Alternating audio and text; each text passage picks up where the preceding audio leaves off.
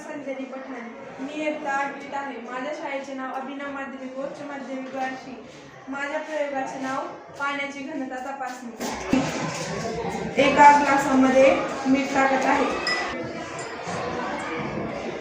एका ग्लासमधल्या पाण्यामध्ये पूर्ण मीठ टाकलं। दुसऱ्या ग्लासमध्ये फक्त पाणी आहे। आता टाकत आहे। आता बघा हा लिंबू खाली गेला, कारण या पाण्यामध्ये पाण्याची घनता कमी आहे आणि लिंबूची घनता जास्त आहे, म्हणून लिंबू खाली गेला। आता मी ह्या मीठ टाकलेल्या पाण्यामध्ये लिंबू टाकत आहे। आता हे वर तरंगत आहे। असं का? तरी मी पाणी टाकलं, त्याच्यात मीठ टाकलं आणि म्हणून पाण्याची घनता जास्त झाली आणि लिंबूची घनता कमी झाली, म्हणून लिंबू वर तरंगत आहे। ह्याच्यात पाण्याची घनता कमी झाली आहे म्हणून लिंबू खाली गेलेला आहे।